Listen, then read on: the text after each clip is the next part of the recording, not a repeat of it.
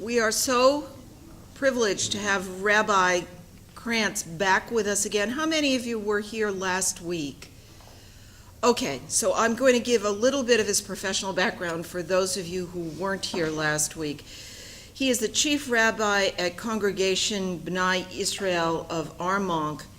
And this is the kind of guy, if Father Peter were here, which he's not, he would be calling him like a major player. Okay, this man has had an amazing career, both locally and internationally.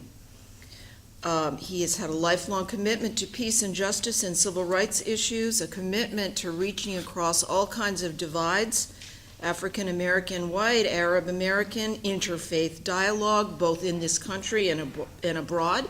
He's on the board of the New York Theological Seminary, Yale Divinity School, Riverside Church in New York City. I've got 2 or 3 more pages of this. He's traveled extensively in the Middle East. He's got an extraordinary dedication to Israel and is a founder of J Street. He's on the board of the Rabbinical Board, the Board of Rabbis, is that right? Okay. And he was here with us last week. He's here with us today. Are you about to retire? Did I hear you say that? Yes, I am. How old are you? 64. He's 64, and can I tell them? Sure. He's applying for jobs to teach composition to community college students. Oh. Rabbi Krantz.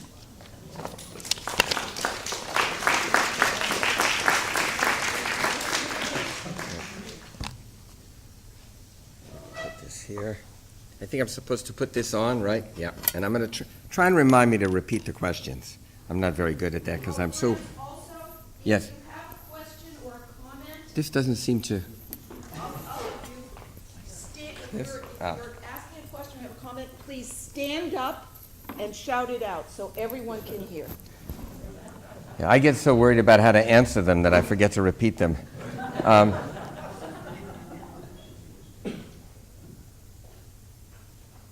I want to say something about the career. I mean, I'm the rabbi of a small 300 family congregation, 400 family congregation now, I guess, and I think that most of the career has really been a privilege, and I got to do a lot of things because I was free to do them, and that was a blessing. And a lot of it also has to do with the tolerance of my wife. It's time to spend some time on her schedule, so that's a part of what this retirement is about. But while we can, and enjoy ourselves while we can. So that's a part of what's on our minds. I want to, there was something, I thought about what I said last week, and I want to share with you some additional thoughts, and then we'll on a couple topics, and then we'll go to lots of questions and answers. And I do want to spend some time on J Street because it's complicated. The first thought I want to share with you is that it never crossed my mind when I began my career that for the past 10 or 12 or maybe 14 years, I'm not sure, that I would have to remind our congregation that when we come into our sanctuary, we don't check our Enlightenment educations at the door. That there isn't a bifurcated reality between what goes on inside a sanctuary and what goes on outside the sanctuary. And that I remind them that, at least in my family, you know, our parents worked very hard to get their boys, I have 2 brothers, an Enlightenment education. And we don't just throw away science and history and literature and reason when we come into our sanctuary. There isn't that divide for me. And I also say this to seminarian students because I'm on the faculty at the New York Theological Seminary, and I think it's an important reality. Somehow we have to talk about that we can't bring what we know to be true. I mean, science is important, physics is important. I read a wonderful book a month or 2 ago called The Elegant Universe by a physicist there's a program on Nova about his stuff too. His name is Green. And what scientists know is a part of the reality. medicine, all of these things. I go to the doctor, I do what the doctor tells me, mostly. Like everybody else, I'm sure I negotiate some of that a little bit more than I should. But what I'm trying to say is that the Judaism and the religion I love isn't divorced from the world outside of the sanctuary. And that asks me, so what's the role of the sanctuary? And the role of the sanctuary is to remind us what our values are in that world outside that's so driven by markets and by other realities that we don't have. So I just wanted to start with that. I want to talk about J Street, but I want to talk about it in a complicated way. The world I grew up in, I keep reminding myself, died years ago. I mean, it's been long gone, and I'm living 15 years in the past. I don't know. I mean, I have a Facebook page. I don't know what to do with it. I never go there. I mean, I don't understand any of those realities.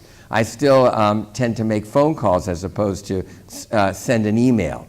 I just not, I'd rather talk to people than, welcome aboard is right. Yeah, you got to have a certain amount of gray hair to understand exactly that reality. So, but I want to go back to where we were years ago. I mean, and I spoke about this, I suppose, because I'm reminiscing a bit at this stage of my career. But the summer of 1967, that whole year was a very traumatic year for many of us in a whole variety of ways. It was the anti-war movement in this country. There were racial problems in this country that were severe. There was tremendous discrimination. I mean, we were a barely integrated country, if you really think about that. And we had this ugly war in Vietnam going on. And in the midst of all of this, there was the 1967 war with Israel. And I remember I was 19, and I remember sitting in my car listening to the debate at the United Nations, and I don't have the numbers in front of me now, but there were a staggering number of troops and tanks and airplanes arrayed against Israel. And nobody really knew what to think. I didn't. And I had memories in my mind. I mean, I was very aware in those days of the destruction of the European Jewish community. And there were real fears that we all had at that time. And I look, even at that time, when after the war was successful, I was greatly relieved. I was among the few who really didn't express the thought, but felt very deeply that conquered territories should be returned, because occupation is a cancer. It's a self-destructive disease. When you occupy and subject another country. I mean, we all saw what happened to South Africa. These are not new things. Colonialism is a cancer. And so at a very early on time, I was concerned about that, as were a few Israelis. I mean, and I will tell you that on July 5th, and you can find this somewhere in the New York Review of Books from a number of years ago, on July 5th, 1967, David Ben-Gurion, who was the former prime minister of Israel and an architect and the founding prime minister, urged that the territories be returned immediately. So there were early on voices in this regard, but nobody really was talking about that. Again, nobody was really into that world. And so I will tell you that when I lived in Israel in 1970 and 71, I went to my first year of rabbinic school there. There was a kind of a militarism that was unattractive to me, as is American militarism unattractive to me. Anybody's militarism is actually unattractive to me. I don't know why, and it's not because I'm a pacifist. I'm probably not a pacifist. I just don't think that these wars have proven very successful. They all seem so easy to get into and so hard to get out of. And so that's really what's been on my mind, a kind of a pragmatic approach to war, spending billions of dollars that don't seem to get us very far, and all we have to try to do is figure out how to get out. I mean, and that's a part of Israel's problem today, too.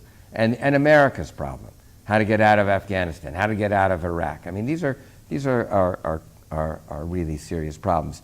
But I somewhere in, this happened in the 70s, 71 or 72, I don't remember, and I didn't take the time to look because I just forgot to.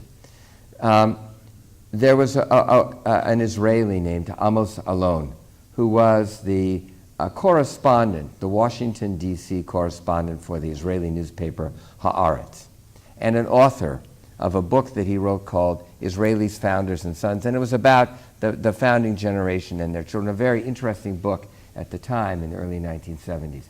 And he was giving a lecture at Harvard, and a woman named Sana Hassan went to the lecture. And she was the daughter of the then Egyptian ambassador to the United States. And she wanted to hear what this Israeli said. And they ended up having a dialogue. And they ended up on 60 Minutes. And they ended up writing a book called Between Enemies. And I didn't bother to look it up. There was a passage in that book that absolutely fascinated me years ago. And I was thinking about telling you about the story of J Street, and I think this is the way to tell the story. And it is that he says to her, every time we see an Arab, they called them Fedayeen, it was before they used the word terrorist, an Arab terrorist, all right, we see a Nazi, and we see somebody coming to exterminate us. And she said to him, every time we see an Israeli, we see a colonialist. We see a European power. And the truth is that what they were seeing were ghosts. And people have fears that are very real.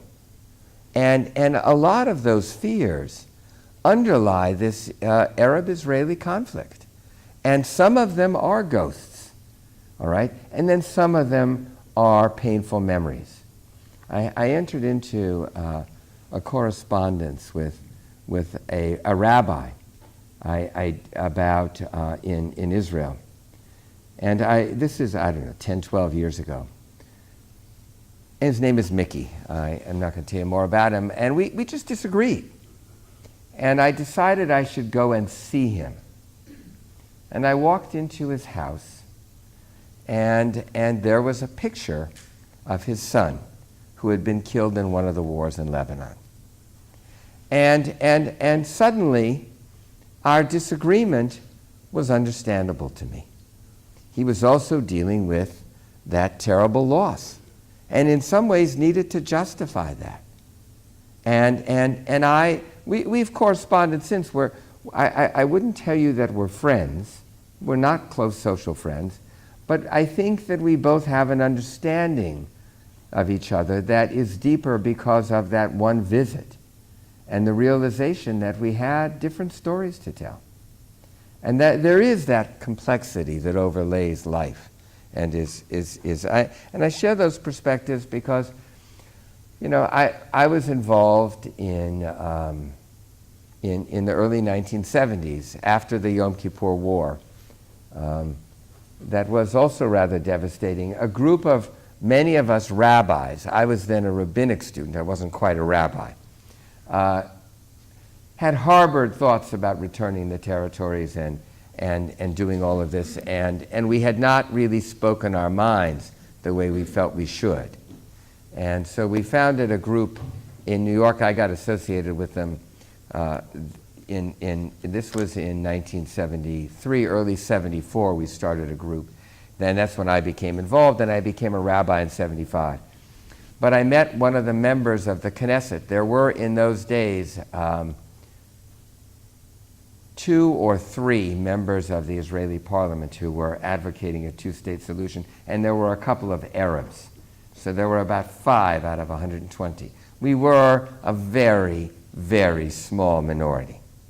And we were a minority voice. And we started this group that lasted about 4 or 5 years. It really, we just were overwhelmed by the rest of the American Jewish community. Many of my close friends lost jobs and job opportunities. I went to interview for a job in Teaneck, New Jersey. that I wasn't really interested. I'm grateful I didn't get it. But when they found out that I was a part of this group, the interview was ended. It was over. And because it was considered heretical. And the truth is that there were successor groups and there were all kinds of iterations of various groups on the left that were, frankly, successful in one area. Between 1974 and somewhere in the 1990s, we won the intellectual argument for the two-state solution. We did. And I helped with a group of others elect the Rabbi government. And we did very well. And we thought by 2000 that we were going to have the two-state solution. And there were a number of factors that led to that failure. There were many. One was we didn't understand the difference between winning an intellectual argument and creating a political framework to make it work. Okay, we were not successful. We own a small piece of that. All right? We were also dealing with an enemy we didn't understand, an opponent, an enemy, whatever you want to call him, was Yasser Arafat. We didn't understand his duplicity. We just didn't. All right? Bill Clinton got involved in an impeachment at a time when he needed to spend more attention preparing for Camp David. And so, because he couldn't take responsibility for his own, I don't even know what to call it, his own shortcomings. I mean, he's a remarkable man, but he just couldn't face the music. And so that meeting at Camp David was ill-prepared. I had friends who didn't go because they knew it was ill-prepared. My friend Yossi Sarid, who was in the Rabbi government and a part of these negotiations, didn't go. So there were many failures here. And then it's important to understand this, what we didn't understand. I was in Israel when Yasser Arafat there was a boat that was coming in smuggling weapons, and I came back to Armonk to talk about my trip to the Middle East in 2000 or 2001. And I had to reintroduce myself to the community as the discredited rabbi from Armonk, because we were discredited. And the left in Israel has collapsed because it was so profoundly discredited. And the failure has been enormous, and it's only gotten worse. I mean, look who's the prime minister now. Look who's the foreign minister now. The foreign minister's so bad that the prime minister sends his lawyer to Washington to represent him and not his foreign minister. His lawyer's a very honorable man named Yitzhak Molcho, somebody that my wife and I have come to know. He disagrees with us, but we at least can talk. So in the midst of this, about 4 years ago, a friend of mine, Stephen Jacobs, it's not really true, it wasn't just him. About 7 or 8 years ago, met a man named Jeremy Ben-Ami, I don't remember how many years ago. He was giving a lecture on the Jewish left and the peace activists on the left. And he was talking about what we did in the 70s. And I was sitting in the back of a very small room, much smaller than this, with my friend Cy Dresner. And Jeremy, who's been the leader of J Street, was talking about what we did in the 70s. And so we kept raising our hands and we became friendly and we got to know. And so 15 of us participated in these conference calls at the start of J Street. And we had for the first time, an extraordinarily sophisticated guy who understands Washington and politics. I'm a congregational rabbi. I don't know any of this. For me, a lot of this was ideology and all this. And he's a pragmatic guy. Jeremy got his training in the Clinton White House on the national security staff. So he really knows how Washington works, and he put together a very sophisticated program that has worked. I get no credit for that. I mean, I watch him in awe. And I laugh because I would have never I probably would. He didn't fall into the trap of supporting Palestinian statehood at the United Nations. We would have.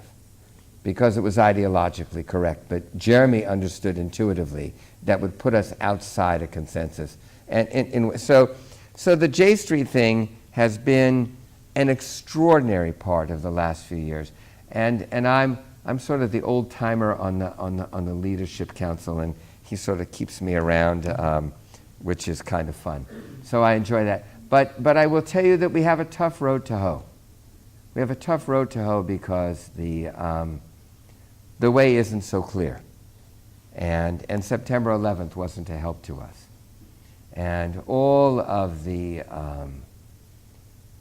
idea that somehow Arabs are safe or good, or that Islam isn't a dangerous religion, those are ideas that we all need to work to help push that away. I mean, Islam is a beautiful, poetic, spectacular religion.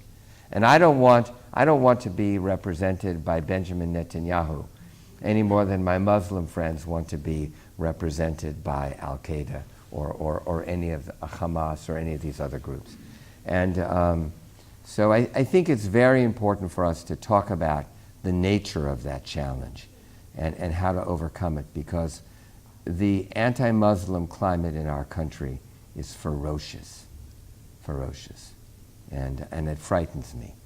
It frightens me as somebody who's representative of a minority. I want to suggest all of us that when you think, the reason I told the story about Amos Alon and Sana Hassan is that we're all dealing with ghosts. We still are. September 11th is a big ghost. When are we going to stop having these memorials? Why has that become such an iconic thing? It was a terrible moment. It's come to define us. And it is. Look what happened with the mosque. Why can't we have a mosque near the World Trade Center? What a beautiful image. What a triumphant thing for us. I mean, so we need to ask, those are ghosts that say that somehow that's hallowed ground? I don't think so. It's a cemetery.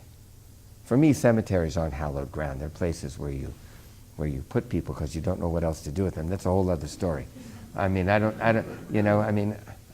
my mother isn't at the cemetery. My father's not at the cemetery. So that we could talk about that another time. But I don't know if you have questions. I have some other things I could talk about, but I want to sort of leave a lot of time for questions. So please, and I'll try and remember to repeat them. Yes. Can you briefly explain the difference between J Street and IPAC? AIPAC, yeah. My everybody in the synagogue, first of all, the question is, can I briefly explain the difference between AIPAC and J Street?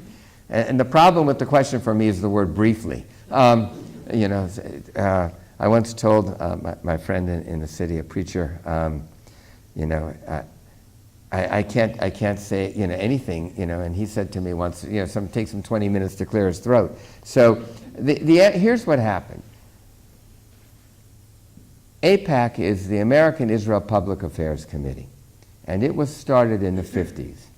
And it was started, I think rightly so, to defend Israel in Congress. And it's the group that destroyed all the other groups that have been predecessors to J Street. They were behind the destruction. And they're not wrong in this one sense, okay, that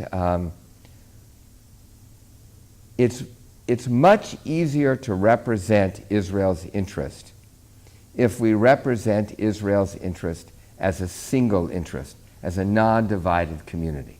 Remember, the American Jewish community is small. I mean, look, the number of Jews is small. I don't know, maybe there are 14, 15 million of us. There were 18 at one point. So we're small. I mean, we're there. I think there are, I don't know, 500, 600, 700 of us at the most, Reform rabbis serving in congregations. That's all there are.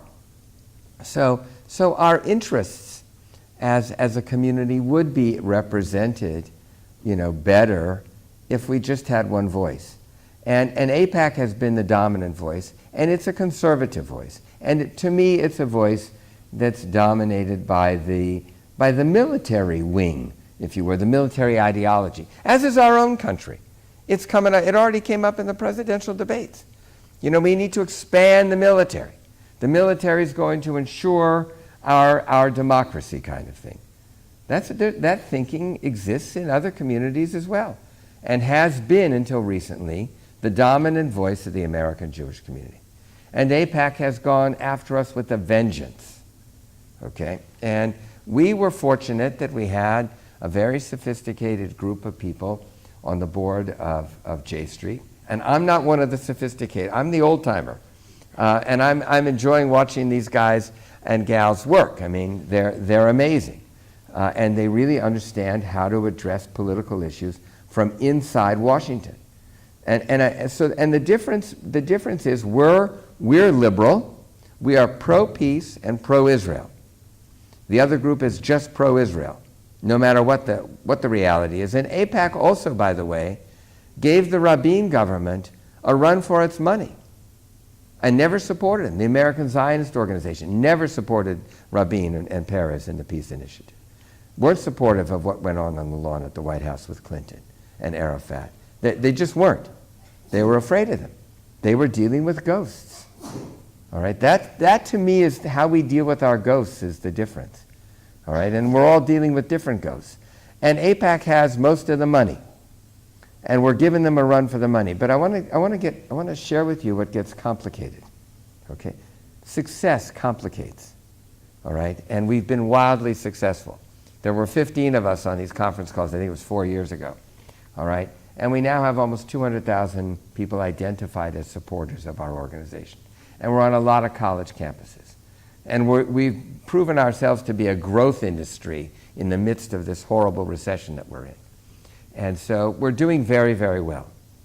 We're doing so well that we're going to become a part of an organization. There's an organization in the American Jewish community. If we're anything, we're a very well-organized Jewish community. And there are lots of organizations. But there's an organization of organizations of the American Jewish community, and we're about to become a part of that organization.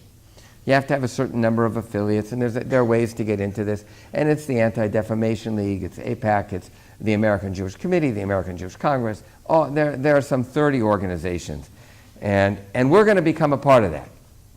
That means we're going to have a place at the table with everybody who disagrees with us. Now, that's both good and bad. Because what's going to happen is that we're going to become mainstreamed. All right? And when we become mainstream, we're going to be not on the outside.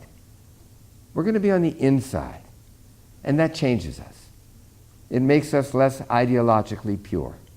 It makes us grown-ups and not children. And I'm looking forward to seeing how that works. Because what's happened is that what J Street has done very, very successfully, and it's important to understand how what we've done is both good and bad. All right?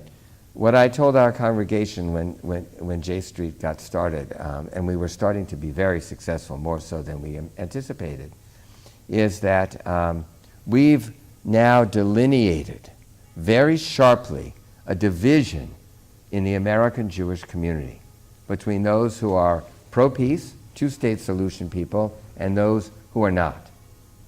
All right? And we've drawn that line, and we've defined it, and we've now presented ourselves as a very divided community. And we are divided. We're a divided American community, too. This election's going to be close. A lot of communities are divided. We're just another part of that. So that's what I want to say about the differences between AIPAC and J Street. And I suspect there are analogous divisions in every community. I just don't know what they are. Please. Rabbi, at the outset you talked about taking our core values out of the sanctuary into the world. What I'm struggling with is there are so many interpretations of our core values or interpretations of our scripture that are manifesting in the political arena to an extreme level, whether it be a mullah, whether it be a religious right. How do you better reconcile the church and state? I know there's a certain separation as part of a democracy, but how do you reconcile the various extreme views of religion and have them manifest themselves peacefully in politics? Yeah, it's a really good and complicated question that I'm going to restate so I can begin to address it, because I don't know the answer. The question really is that how do we reconcile what goes on inside our sanctuaries with the outside world, when so much of what goes on in so many of the sanctuaries is a very narrow, I would call it narrow, and from my point of view, incorrect interpretation of Scripture, and a kind of I don't know what I want to call it. I'll just call it narrow. And how do we take that into the real world, and what do we do? And we're losing that argument right now. The liberal religionists are not winning or are not getting much attention. We may be winning, losing. It's probably not a good way to look at it. The answer is that we go from, and I spoke about this a little bit last week, and somebody just mentioned this to me too, and it's really important. We talked about it before. I don't have an answer to how to win out in that arena. I just don't know. I mean, my arena is very small, a small congregation, a small reality, a small seminary. I mean, I live in a small world. I don't really live on a big stage. And I don't know how to do that. I really don't. But I want to go back to what I said last week. I mean, you integrate your life, and you come to know people. And you, we were talking about this before too, you share a meal with them. All right? That's elemental. And I think that's how you begin to do that. That's why I'm here. All right? I mean, that's why we have speakers come to our synagogue.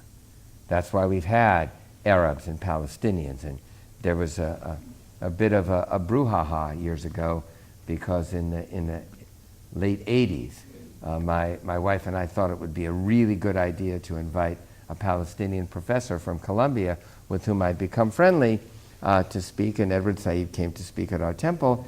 And, you know, I got a phone call from one of our big donors, and I was relatively new. I hadn't been there 10 years, and I was relatively young, and he was older. And I told him I felt bad that he was so upset, and I told him that I would be very supportive if he would come and picket and protest, because I didn't want him to feel that his voice was somehow being silenced. And it turned out to be okay.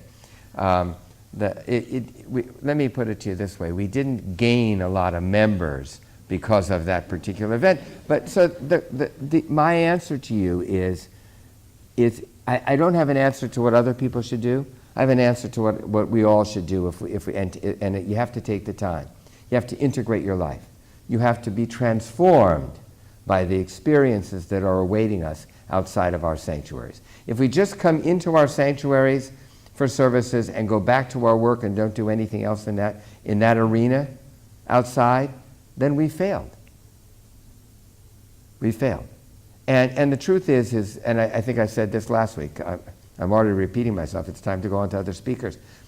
What we're talking about in here isn't newsworthy. Nobody cares about this. They want to hear about the dangers of Islam if you're in the right wing of the American Jewish community. And they get all their emails. And there's now a Jewish, somebody, never again is today. The Holocaust is being summoned because Iran is going to develop nuclear weapons. So for many people, that's what they want to hear. All right? No, but they don't want to hear what we're saying. They don't want to hear about these struggles that we're looking to understand ourselves. CNN, Fox News, MSNBC, they don't want to hear that. Channel 13, maybe. Maybe we'd get a shot. So we have to just go out there and do our work and not be deterred. And go from place to place. Please, in the back. This is sort of a similar question, I think.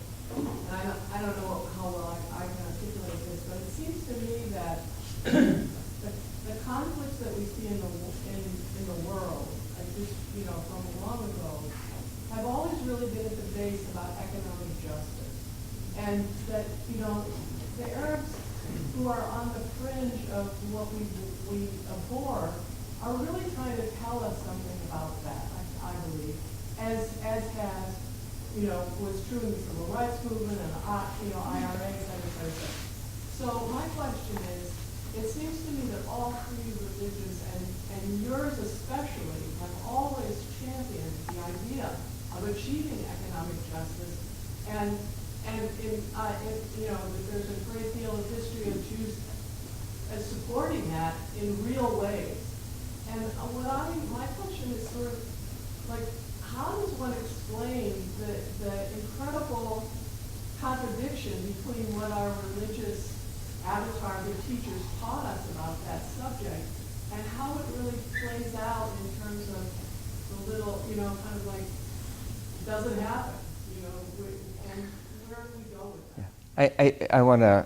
I hope everybody could hear that question, because if I could, I assume most all of you could, but I'll try and repeat it. The issue is about economic justice and how that undergirds so much of what goes on in the world. And I agree with the prophet Amos, I mean, I think we've sold out. And in some ways I've sold out. All right? I mean, one of the great truths, I meant to bring it. I thought about this when I was thinking of coming here. Adam Gropnik wrote a piece in the New Yorker a couple of months ago that I quoted recently in one of the sermons I delivered at our High Holy Days about the gospel of wealth in America. And it's a really important expression, and that somehow rich people think that there's a virtue, that their success is somehow virtuous, and that if you're successful, you've done good, that's a good thing to do. And the synagogues and this church, look where we are. This is a part of the gospel of wealth. And so am I. All right? And so are we all. Yeah. And to a certain extent, we've sold out. I mean, and I've thought a lot about Mother Teresa. I've thought a lot about where real religion is lived. And it's not in the suburbs around New York that have been floated by Wall Street. It's not. And I've talked about this. I mean, fortunately, I'm married, I have a wife, I have a complicated life. I try to do a few good things, but the point is that in many ways I've sold out. And Mother Teresa died, all right, and she left her mop and her bucket to the convent. That was what she had. I started rabbinic school. My wife and I were talking about this. I went off to Israel for a year, and I had, I think, 3 shirts and a couple of pair of Levi's. The shirts were from pennies, and a couple of pair of shoes, and that's it. It never even crossed my mind. I didn't know. And so economic justice is a very important reality. And I think one of the worst things, look, we deceive we all, self-deceit is really remarkably powerful. And I don't know, but I will tell you that, I remember the term from the 1970s when I came to New York, limousine liberals, people used to talk about them as being. And I think that's a good term.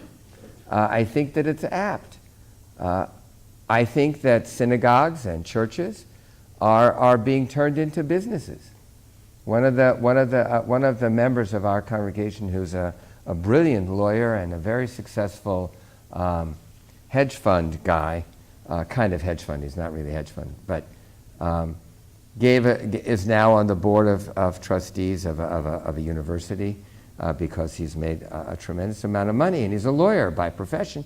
And he talked about since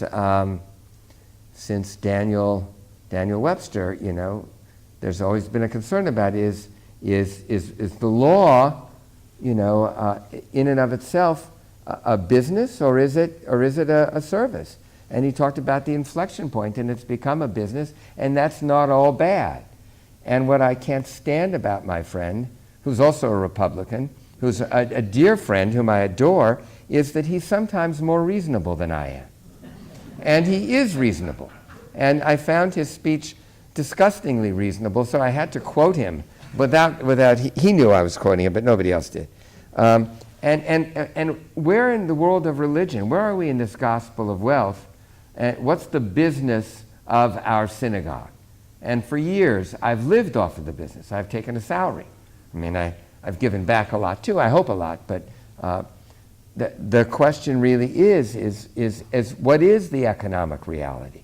And how do we free ourselves from that?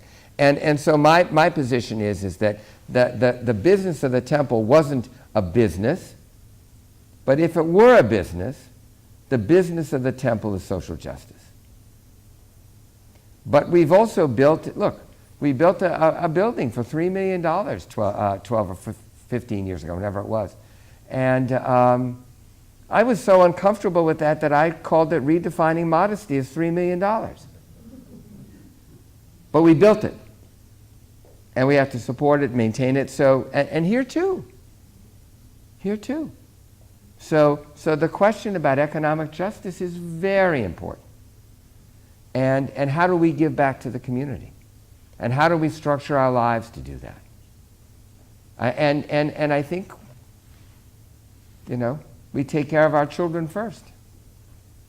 So I don't have a good answer because I'm a part of this gospel of wealth in a way that I never imagined I would become a part of it. And I feel guilty, but I don't, give it all away. Please.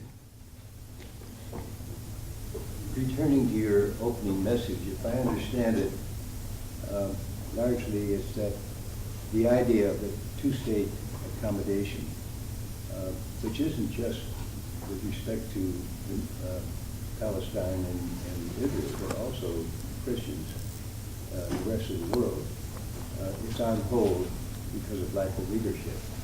But meanwhile, within the Muslim community, they're tearing themselves up with what I would characterize as tribalism, sectarianism, if you want to be more generous about it. What do you see as the future of this? When can they get their act together within their own tent?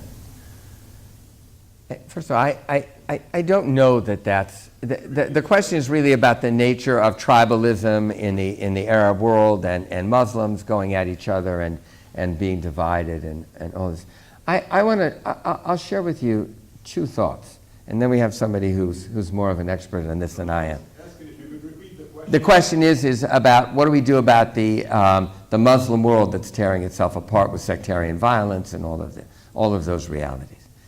And I'm going to answer your question with a different set of perceptions. Okay, I don't remember when it was, probably 12 years ago or something like that. I was on my way to the Middle East, and I was going to spend some time in Cairo.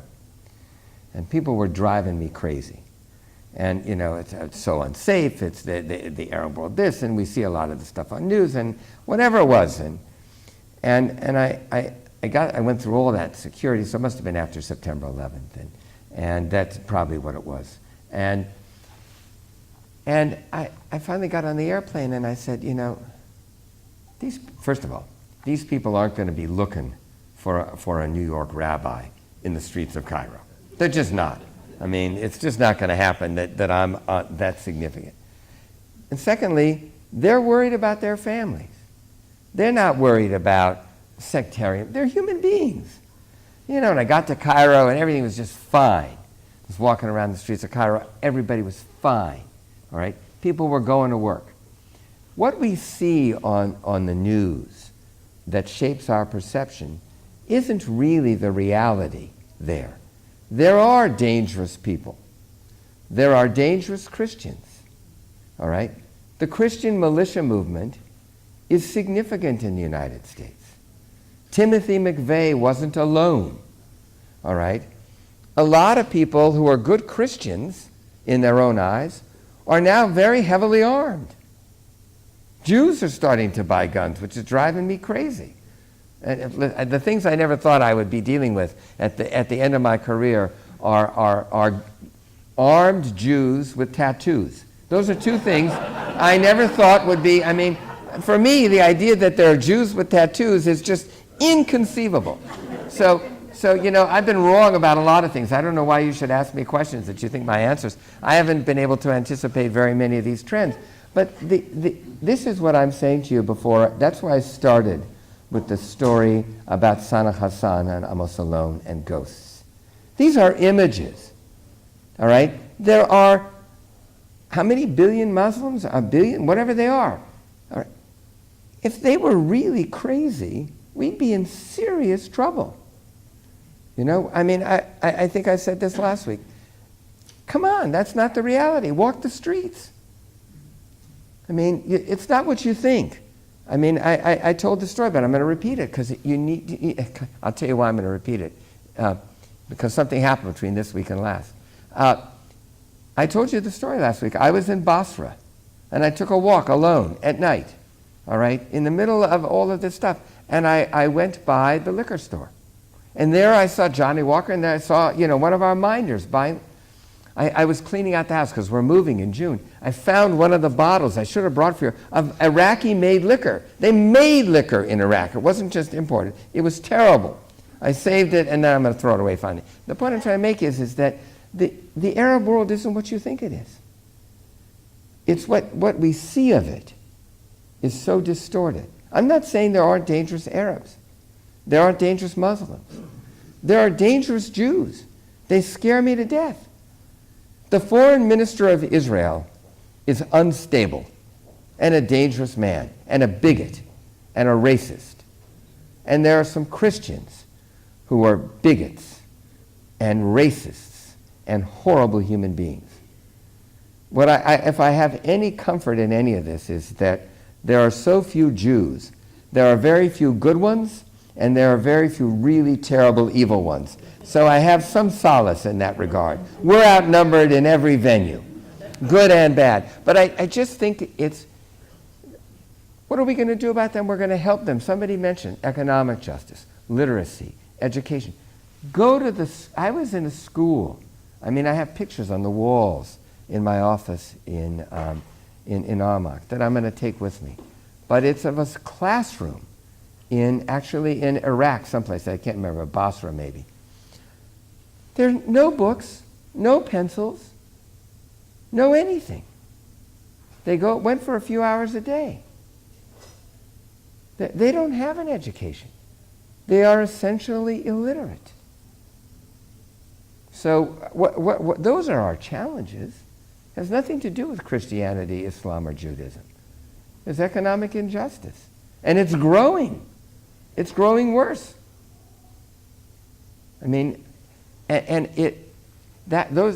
we have these ghost-like ethereal perceptions of what we should do, and we think that there are military solutions to these problems. These are not military problems. These are human problems.